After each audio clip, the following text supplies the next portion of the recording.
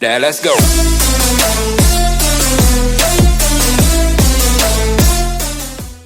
Alright, welcome back to the channel. I'm your host today, as always, and today we're going to be recapping Week 6 of the 2022-2023 NFL season.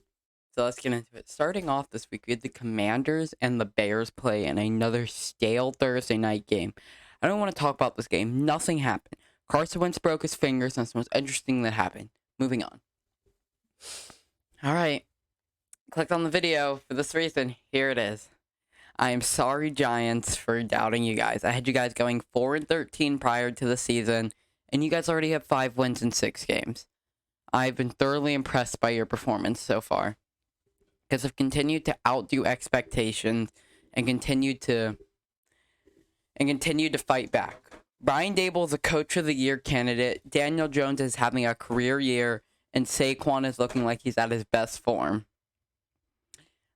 And the defense has been completely outshining itself, and Kayvon Thibodeau is proving to be a fantastic pick.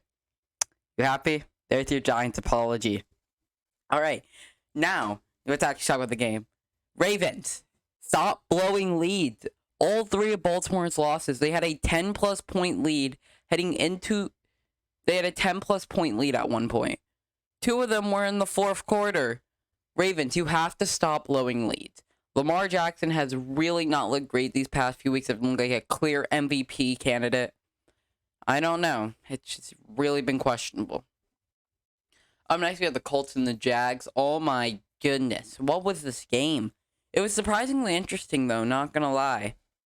The Colts obviously get the Colts obviously secured the 7-point win. Matt Ryan passes Dan Marino for all-time passing yards. Yada, yada, yada. Jacksonville actually made me thought they were a good team. And now they're 2-4.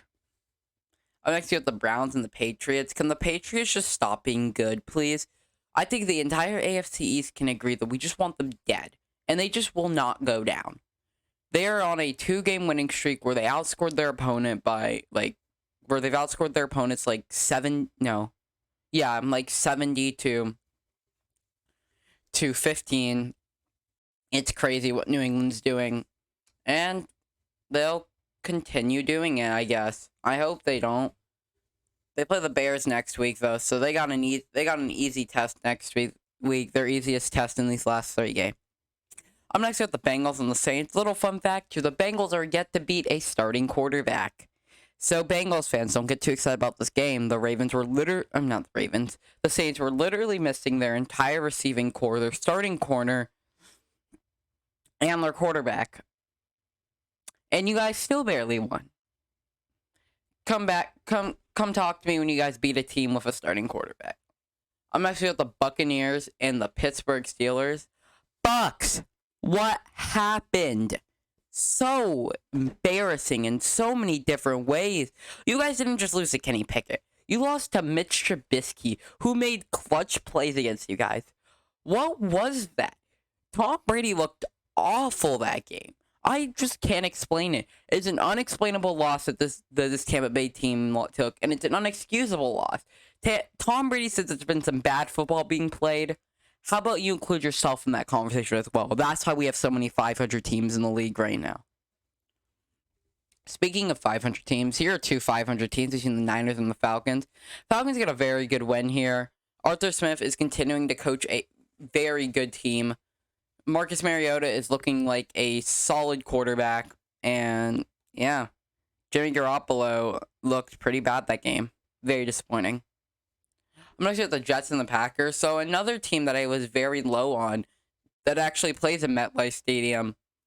Yeah, the Jets blow out the Packers. I think it's a combination. The Jets are actually a good team, and the Packers are bad. Aaron Rodgers doesn't look like himself. The receivers are not great. And the defense has disappointed me, considering I said they would be the best defense in the league. Yeah. Very disappointing. 17-point loss by the Packers. Congrats, New Jersey. You have not gained the rights to be called the New York Jets yet. Win one more game and you can beat the Broncos and I'll call you the New York Jets. But right now you're the New Jersey Jets. Up next we got the Dolphins and the Vikings. Oh my goodness, the Dolphins lost themselves this game. Let me bring up the statistics. more total yards, more passing yards, almost the same amount of rushing yards, more yards per play, more first downs, better third down efficiency. You see where it's killing us, though? 6 sacks. Oh, we also punted the ball with. Penalties, sacks, turnovers. We beat them time possession as well. Miami lost himself the game.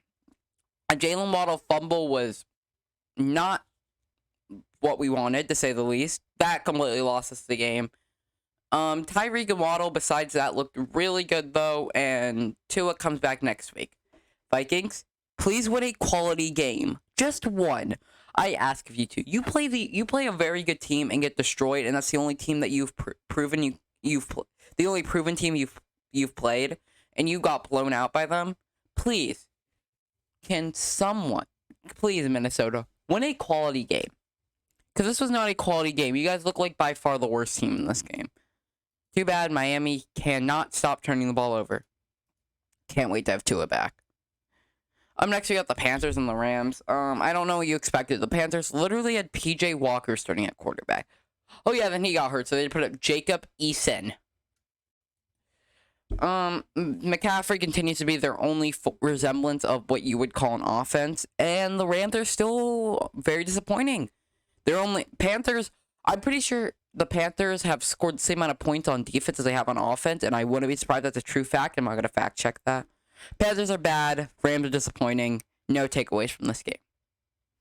Up next, we have the Seahawks and the Cardinals. I was so confident in the Seahawks winning this game, and they did. Not in the way I expected them to, though. A defensive game. Their defense played well. Didn't allow a touchdown this game. The offense showed up when it had to. Didn't really have to do that much. And yeah, the Seahawks beat their divisional rival to move to 500, just like half the league. Okay, and then we had the game of the week, the Bills and the Chiefs. Very hyped up matchup, and although it didn't have as many points, it was still worth the hype. Very close game. I think both teams really showed what they can do and where they struggle. I think both teams had some weaknesses exposed while both teams still had their strengths shown. It was a very fun game to watch, and I'm sad the Bills had to come away with this win. I really want to see the Chiefs win. Good play by Tremaine Johnson, I think it was, who got the game-winning pick. Congrats to him. Up next, we got another highly anticipated game, the Cowboys and the Eagles. So, if anyone was unironically saying that Cooper Rush should be the Dallas Cowboys starting quarterback, I think they got shut up real fast in this game. He looked awful. We went from not throwing a single pick to three. He just didn't look like he knew what he was doing. And Cowboys fans, you probably want Dak back. I wouldn't blame you. It's okay. And then finally, but also, I forgot to say, congrats Philadelphia, you're 6-0. I honestly don't know how long you're going to stay undefeated. Your schedule is super easy. But I am going to call this now. You guys are not finishing the season undefeated because that is near impossible. And then finally, to end the week, we have the Broncos and the Chargers, aka an absolute snooze fest featuring the Denver Broncos, part 4 on primetime. Every time the Broncos have played on primetime, it's been very, very bad. Let's look at this Broncos. Let's look at this Broncos schedule. They're 2-4. All right. Primetime, boring. Primetime, boring. Primetime, boring. Primetime, boring. Stop putting this team on primetime. And hold up. Just to fact check this, they play again on primetime.